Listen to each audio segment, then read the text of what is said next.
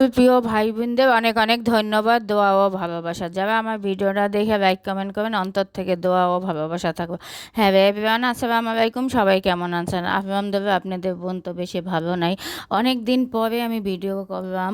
যাই হোক, আজকে 10-12 দিন পরে আমি রান্না করলাম। আমার বাবা মারা যাওয়ার পর থেকে আমি একদিনও রান্না করি নাই। আর যে ভিডিওগুলো পোস্ট করছি সেগুলো আগে করা ছিল, বিদায় পোস্ট করে দিছি। আর যাই হোক, আজকে এই 12 দিন পরে রাঁধতে আসছি।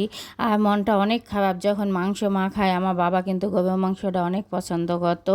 সেই আমি মাংস মাখাইতে আছি, কিন্তু আমার অজবে আমার চোখে পানি অজান্তেই কিন্তু পড়তে আছে।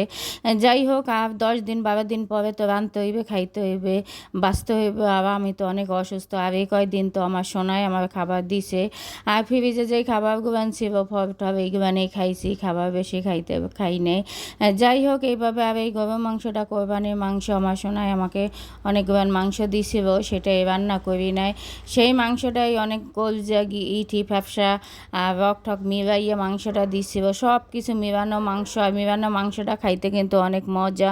আর এই মাংসটা কিন্তু আমার বাবা এত পরিমাণে পছন্দ করতো। আমার বাবা কিন্তু আমার মতন মাংস পছন্দ করে, আমার ভাইও পছন্দ করে। আমরা কিন্তু ভাই বোন দুইজনেই বাবার মতন হয়েছি। বাবা যে খাবারগুলো পছন্দ করতো সেই খাবারগুলো কিন্তু আমিও পছন্দ করতাম। যাই হোক, এখানে মাছটাও বসাই দিলাম।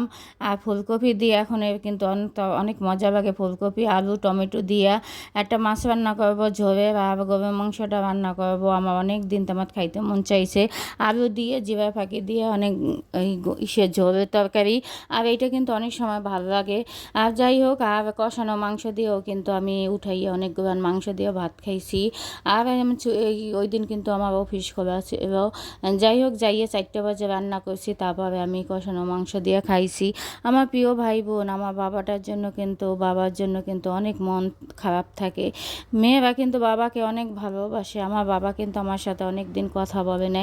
এই জন্য আমি সব সময় আমার চোখে পানি অজাবে পড়ে। আমার বাবা আমাকে কিছু বলেই যাইতে পারলো না। আমার এই কষ্টটা সারা জীবন থাইকে যাইবে। যাই হোক, আমার জন্য দোয়া করবেন। আর আমি আমার বাবার জন্য দোয়া করি। আমার বাবা কিন্তু একটা ভালো মনের মানুষ। সব সময় বলি, সবাই বলে আমার বাবা আল্লাহ তবে জান্নাতবাসী করে দেখ, আল্লাহ কবর আযাব মাফ করে দেখ। আর আমার বাবার জন্য আমরা সন্তানরাই তো দোয়া করবো। যাই হোক, বাবা ভালো থাকুক যেই জায়গায় আছে। প্রতিটা ওই জায়গায় কিন্তু আমারও যাইতে হইবে। জানি না কোন দিন জানি সৃষ্টিকর্তা ডাকে সাড়া দিয়ে ওই জায়গায় চলে যাই বাবার পাশে।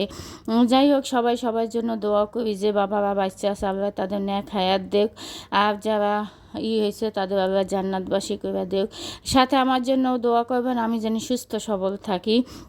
আমি সৃষ্টিকর্তার কাছে বলি যে আল্লাহ, তুমি যে কয়দিন আমাকে রাখবা এই দুনিয়াতে আমার সুস্থ সবল দান করো। আমার তোমার কাছে সবসময় সুস্থতা দান করি। আমার দুনিয়াতে কিছুই নাই, আমি বড়ই। আমার দুনিয়াতে আমার বাবা আমার একটা সন্তান দেখে যাইতে পারলো না, আমার সুখ শান্তি দেখে যাইতে পারলো না। এইটাই দুঃখ। আমার বাবা সবসময় আমাকে বলতো, যখন আমার বাসায় আসছে, যখন সবসময় বলতো বাবা তোমার জন্য দোয়া করি, আল্লাহ তো আশাটা পূর্ণ করুক। আমার অনেক কিছুই স্বপ্ন ছিল, সেই স্বপ্নগুলো নেই আমার বাবা দেখে যাইতে পারবো না। এই আক্ষেপটা আমার সারা জীবন থাইকে যাইবে। যাই হোক, বাবার জন্য তো দোয়া করি, যে যেখানে আছে সবার জন্য দোয়া করি। আল্লাহ সবাইকে সহি সালামতে রাখুক, ভালো রাখুক। আমার প্রিয় ভাই বোনরা, আপনারা আমার ভাই বোনরা যারা আমার ভিডিওটা দেখে লাইক কমেন্ট করবেন, আপনাদের জন্য আমার অন্তর থেকে দোয়া। আপনার বাবা মার জন্য আমার দোয়া থাকবে। সবাই ভালো থাকবেন, সহি সালামতে থাকবেন। আল্লাহ হাফেজ।